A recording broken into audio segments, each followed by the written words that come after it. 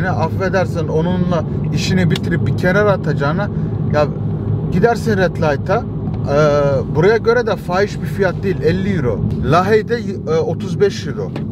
Fiyatlara hakimsin hocam. Bunlara hakim oldum. Hanım kızmasın şimdi.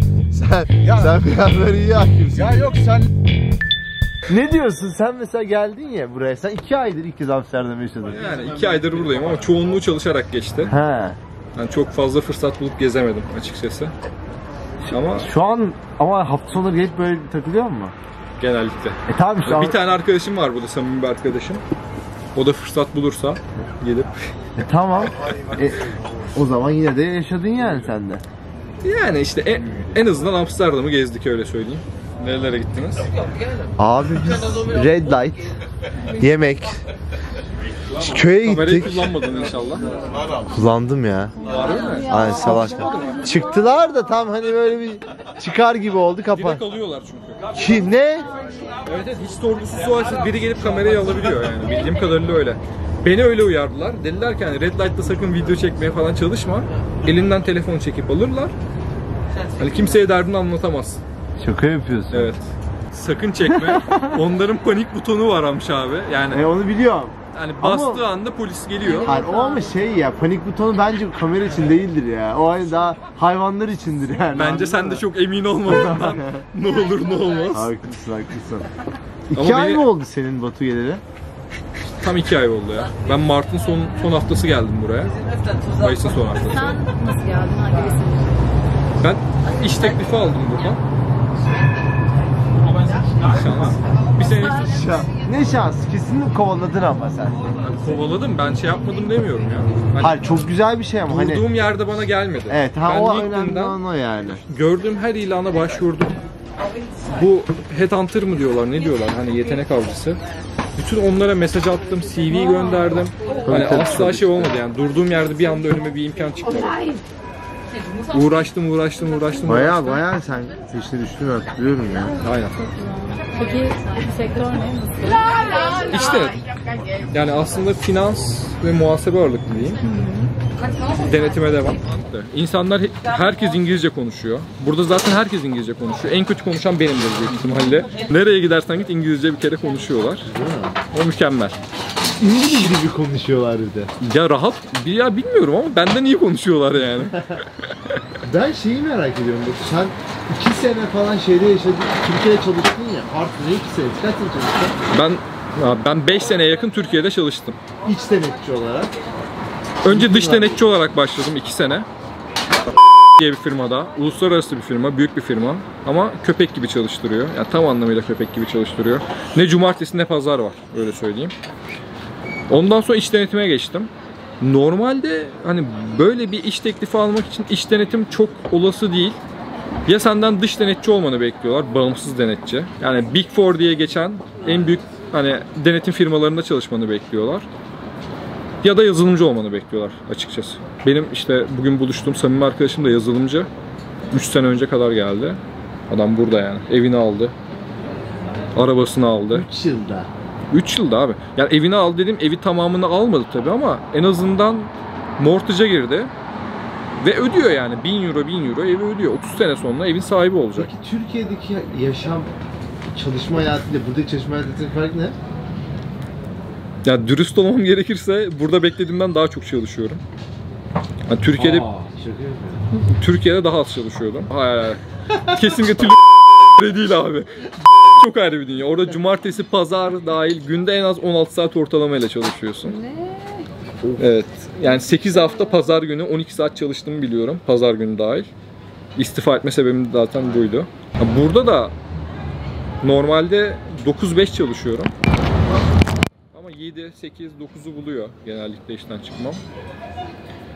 Şu anda birazcık bu bende de kaynaklı. Çünkü ben Türkiye'deki sisteme alışığım. Burada tamamıyla farklı bir sistem var. Birazcık dilde önümde engel. Çünkü İngilizcem çok mükemmel değil, dürüst olmam gerekirse. Hani tamamını anlayabiliyorum ama konuşmak cidden çok ayrı bir şey. Yani çok spesifik konularda kendini anlatmak bazen çok böyle zor olabiliyor yani. Yani genel konularda herkes konuşur ama çok teknik bir konuda kendini anlatmak bazen çok zor olabiliyor. Neyse ki iyi bir ekiple çalışıyorum. Türk fıkrası gibi ekibim var. Ne gibi? Türk fıkrası gibi abi. Tam olarak fıkra gibi. Bosnalı, Japon, Çinli ve Türk. Hepimiz bir ekibiz. Yani mükemmel diyaloglar ortaya çıkabiliyor bazen. Yani bisikletle her yere gidebiliyor olmak güzel. Yani mesela şu an buradan eve gitmek metro ile 18 dakika falan sürüyordur büyük ihtimalle. Bisikletle de 25 dakika sürüyor. Sen bu evden çıkıp taşınacak mısın sonra? Taşınacağım. Şu an şirketin evinde Amsterdam'a kalıyorum. gidecek misin? Gidemeyeceğim. Çünkü burada ev sıkıntısı var abi. Yani önce bunların sahibinden gibi bir sitesi var. Ev ilanlarına bakıyorsun. Güzel bir ev buldun diyelim. Adam senden çalışma sözleşmeni, aylık gelirinin garantisini, hatta bankadan borcun olmadığına dair belge, gerekirse belki kanıt, yani borcun olmadığına ya da sana, lan ne derler, Türkçem gitti ya. Sen nesin? Arkam. 8 haftadır Abi buradasın ne bileyim. be birader ya. Bir dakika. Kefil istiyor senden. Ve hepsini gönderiyorsun. Ama bunları gönderen 1000 kişiden birisin, yani öyle söyleyeyim. Seni evi görmeye bile davet etmeyebiliyor. Ya zaten benim Tayyip'im var diyor değil mi adam? Yani binlerce var. Ev ilanı konuyor siteye. Birkaç saat içinde mesajı attın. Atmadın. Bitti. Cevap bile vermiyorlar sonrasında. İlk birkaç saatte atarsan ve uygunsan, hani gelirin vesairen uygunsa bu ev için, genelde evin kirasının 4 katını istiyorlar senden. Hayır, evin kirası ne burada? Okey. Yeah, we are getting. Bir evin kirası ne kadar burada?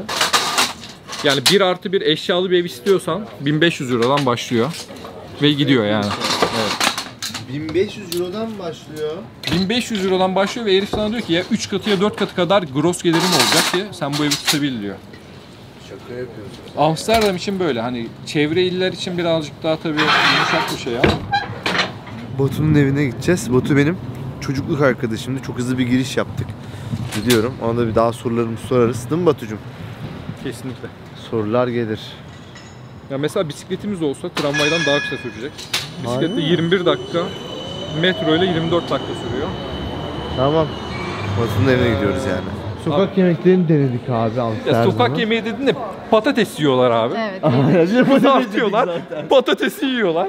Mayonezle, ketçap bile yok yanında. Hayır var. Ketçap söyleyince Ya geliyor. söyleyince geliyor ama istemezsem sadece mayonez veriyorlar yanında. Böyle külahta patatesi Abi yiyerek iki geziyorsun. yerde denedik. Dün de bir yerde Doğru söylüyor. İlk denemiştik. yediğimde sadece mayonez gelmişti. Heh, yani Çok haklısın. ekstra Evet. istemezsen Evet, sadece sonra mayonez sen veriyorlar. hep ketçapta istedin. Tamam.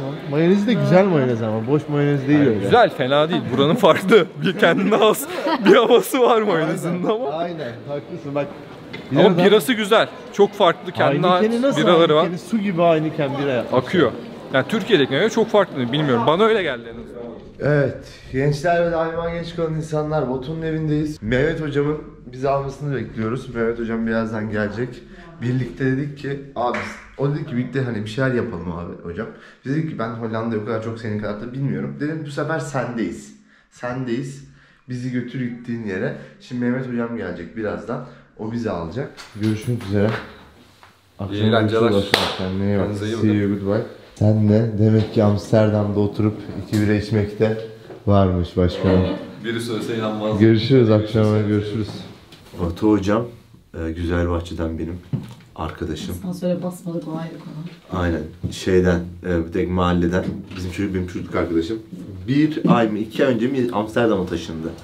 Bayağı orada çabaladı falan, bir ton uğraştı abi. Sonunda buldu. Dün akşam onun evinde kalmıştık. Şimdi biliyorsunuz Mehmet hocamı ilk bizi alan arkadaş var ya arabayla. İlk bölümdeki. O dedi ki abi birlikte bir gezelim. Namaste bro. Abi ne yapıyorsunuz ya? Namaste. İyi. Erkenciyiz. Aleykümselamlar. İyi. Vallahi zahmet ettiniz yine ya bu saatte. Ne yapacağız ya? geldiniz Siz mi gelecektiniz? Geldik işte. Kahvaltı yapmaya gidiyoruz. Rijksmuseum'a bir 5 dakika falan. Tamam. Oralarda buraya 7 dakika. Tamam. Yani sabahları bir sütlü çayım olmazsa ben ayılamıyorum. Sen ilk kez mi Türkçe? Dedim ki ben burada bulamazsam yandık. Bulduk Allah'a şükür. içmeden uçamıyorum ben ya. Cem Yılmaz diyor ya. Sende süt yok Özlem. Ne demek yok? Yok.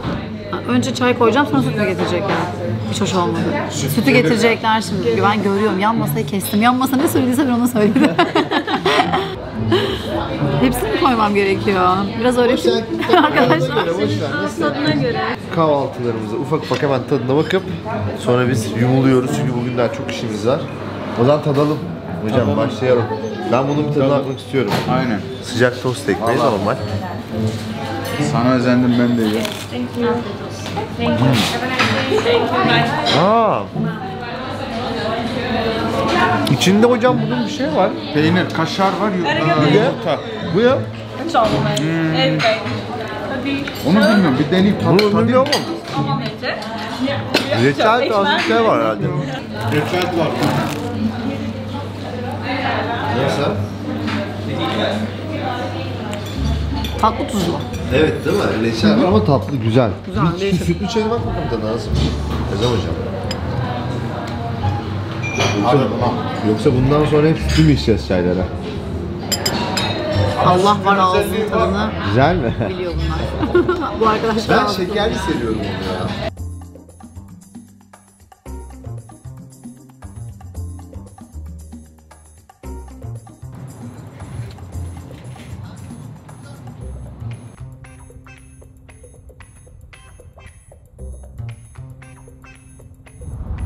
Burası normal Türkiye. Türkiye'de de var burası. Şatoya geldik öncelikle. Hollanda'nın en büyük, en görkemli büyük şatosu. Güzel bir tarihi var onun. Ben planı bilmiyorum. Dedi ki bugün sizdeyiz. Amsterdam'ın içini gezdik bu zamana kadar. Şimdi de bizi Mehmet hocam gezdiriyor. Şimdi Mehmet hocam Efendim? artık sen de alıştın mı? Alıştım ya. Vallahi keyif alıyorum ya ben de. Tamam. Aynen. Kiraları nedir burada? Ev kiraları ya şu anda bu dünyanın her yerinde var aslında. Burada da şu anda konut sıkıntısı var. Ona rağmen hani Türkiye gibi fahiş fiyatlarda değil. Amsterdam tabii pahalı. Biliyorsunuz Amsterdam. Ama Amsterdam çevresi kiralar 600 ile 1000 euro arası. Ya şöyle kurumlar var, devlet kurumları. Onlar kira fiyatlarını belirliyor.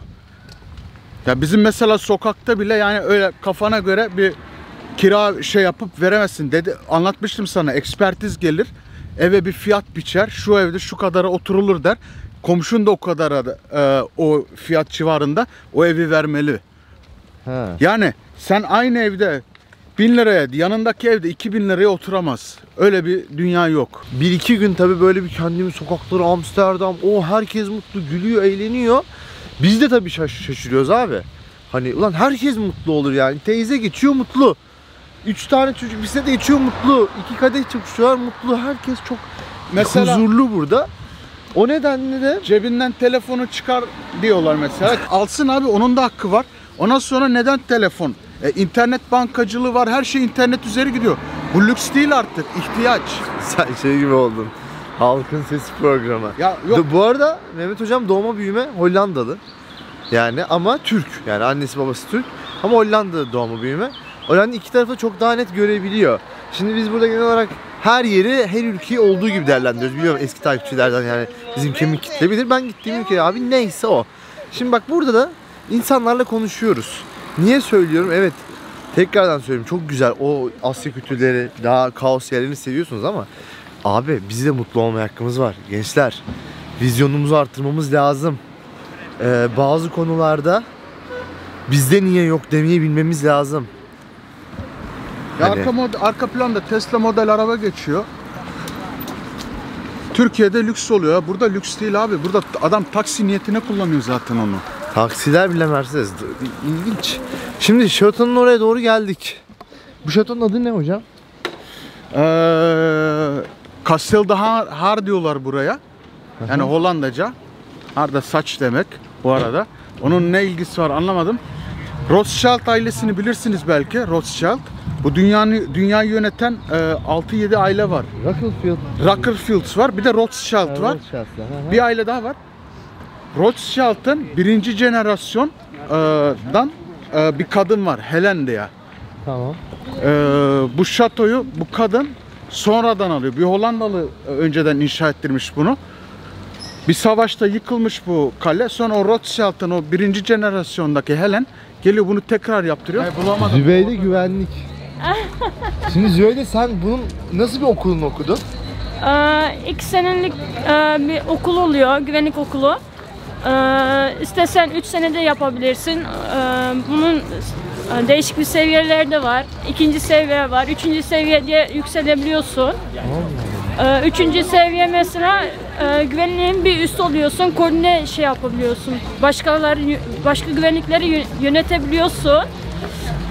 Ben 2.'ye kadar okudum. 3.'sünde zaten iş yerinde de yapıyorum. Çok iyi. Güzel, keyifli. Mutlu musun işinden? Mutluyum. İşimi severek ve isteyerek yapıyorum yani, öyle Güzel. diyeyim. Olay oluyor mu? Oluyor canım, olur. Kullanıyor musun özelliklerini? İşte Türk gücü diyelim. Abi içeride İtalyan gömleklerinden İtalyan çantalarına, eşyalarına böyle bir sürü yer var. Küçük böyle panayır haline getirmişler yani, anlayacağınız.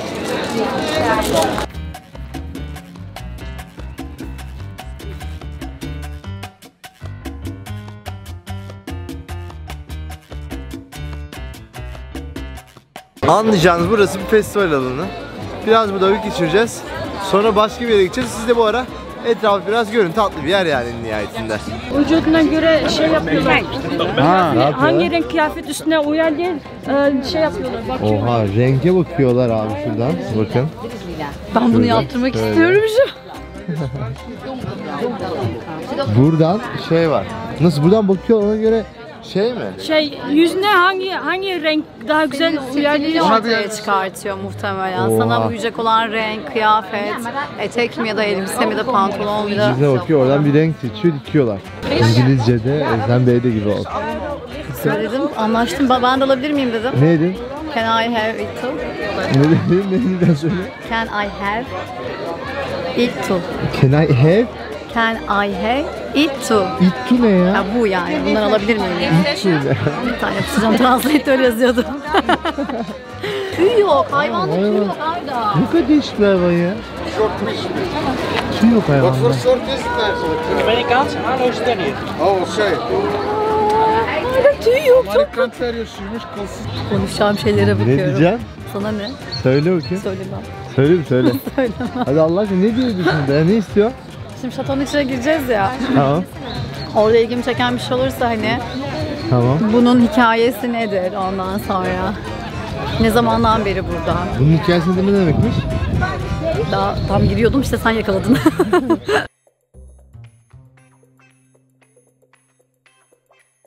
Burası normal misafir ağırlama odası işte. Bak şurada misafir ağırlanıyor. Artık nereye gidecekse Rothschild ailesinin yani. Rothschild. Rothschild ailesinin bayağı şeyine Ha, geldik ha. birinci jenerasyondan yani İlk. ailenin ilklerinden 1200 yılında yapılıyor. 1200 yılında yapıldı burası. 1600 yılında da restorasyon yapıldı. Yıkıldı burası komple. Aa, sıfırdan yapıldı o zaman. Kadın o kadar zengin ki buranın şu anki kralının bile o kadar şey yok, mülkü yok yani. Bir daha baştan. Her Eylül'de buraya ünlüler geliyor. Siyaset insanları geliyor. İşte ya kısaca şöyle diyeyim, derin devletler artık kimler varsa onlar hepsi geliyor abi. Oğlum baksana Zeynep burada. Tombala var Özlem. Kraliyet oynuyormuş lan bizim tombala. Baksana. Değil mi? Bayağı tombala işte. Bildiğin kraliyet oynuyormuş. Yılbaşında oynanan tombala bizim. Oğlum bunu İzmir'de Basmane'de kaçak oynatıyorlar. Bak nereden nereye kadar geldi yani hikaye. Nerelerde başlamış. Kıskanıyor. Abi nerelerde başlamış.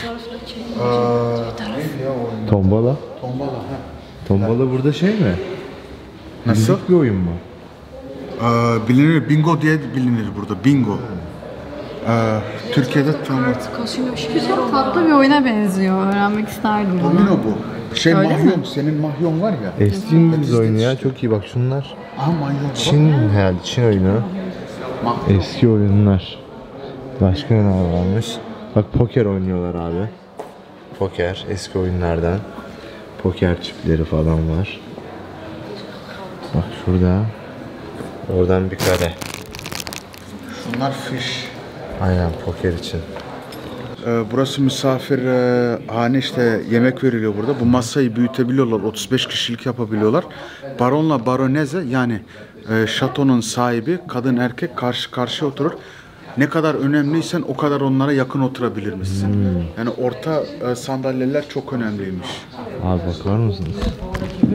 Çeşit çeşit bardaklar, küçükten büyüğe bıçaklar, efendime söyleyeyim servisler, şamdanlar. Yanına geliyorsun şömine. İşte böyle yaşıyorlarmış ha, filmlerde gördüklerimiz şeyler. Burada gerçek oluyor yani.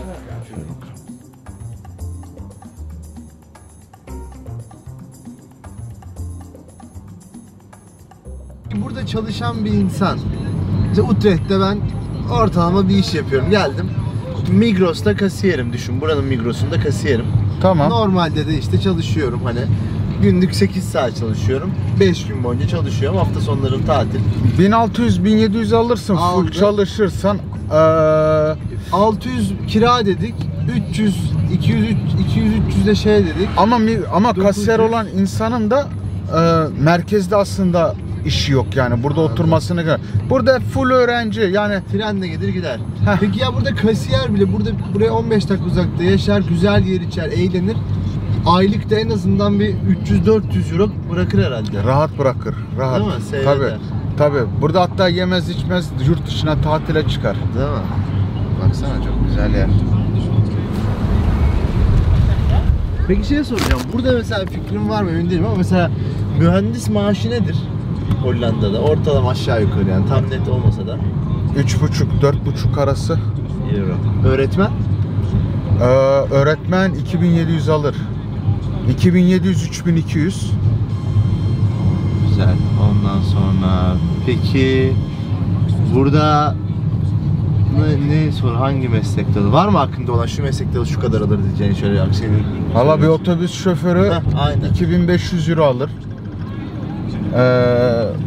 Ya bir sokakta çöp toplayıcısı bile en kötü 1600 alır yani en kötü 1600 euro. Şöyle bir şey oldu. Biz sokak yemekleri falan deniyoruz.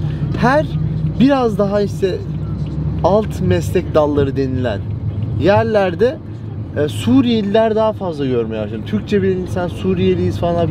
Burada mülteciyle ilgili bir durum oldu mu hiç? Hani daha fazla geldi gitti. Geldi, buraya da geldi. 5 yıl önce böyle değil gibiydi çünkü yani. Geldi, buraya da geldi. Afgan da geldi. Her şey geldi buraya. Tabii şimdi Ukraynalara yardım söz konusu. Ya bu tabii dünyamızda savaş vesaire olan gündemdeki şeyler burayı da etkiliyor. Ama onlar da düzenli olarak buraya geliyor. Yani kaçak göçek sınır açık öyle değil yani. Herkesin Anladım. yeri yurdu Peki belli. sıkıntı var mı? Buradakiler sıkıntı yaratıyorlar mı şeylere? Valla ben hiçbir şey duymadım şimdiye kadar. Anladım. Hani yapıyorlarsa da o toplum öyle bir kere ama daha henüz böyle ben bir şey duymadım yani. Anladım. Yok işte bir Suriyeli geldi. Ya affedersin hani birini taciz etti, çaldı etti daha duymadım yani. Anladım. Çok güzelmiş burası ya. Ha. Ne oldu ya?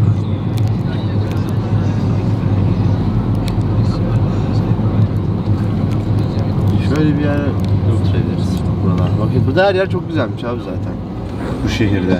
Bir de araba fiyatlarından konuşuruz bu ara. Tamam. Mesela buradaki araba fiyatları nedir? Ortalama birkaç 3-4 tane model bize söylediği fiyatlarını versene bize. Mesela BMW kullandığım arabayı söyleyeyim ben. Tamam. Abi bu araç burada şu anda bu araba 250 binde, bu araba 10.000 euro. Evet. İnsan bunu bir yıl içerisinde yani bir yılı geçmez.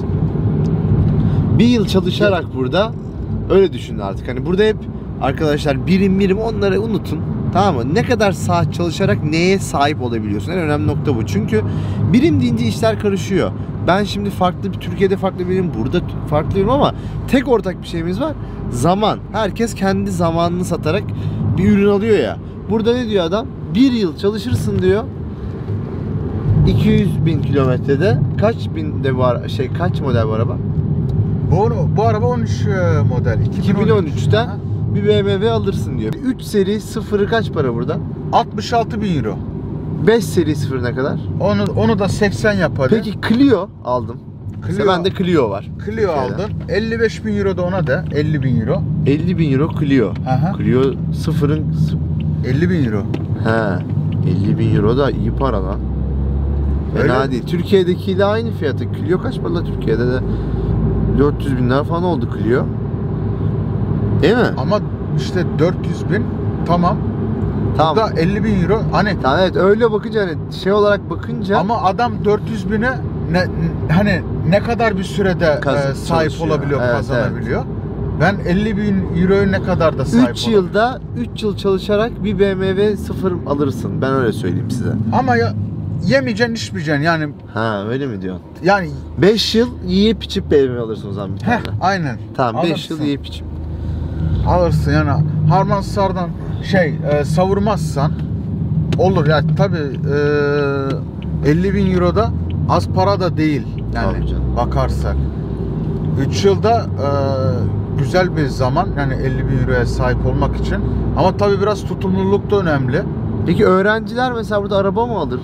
Öyle bir şey mi? Ehliyet alır mı burada insanlar mesela? Ben üniversite Burada- 18'e başında ehliyet alırım direkt. Burada Oradan. 18 yaşında ehliyeti alacağı mesela bir 99 2000 model Polo alır, Opel Corsa alır. Hmm. Başlangıç arabası deriz buna. Tamam. Hani başlangıç Kaç paradır bunlar?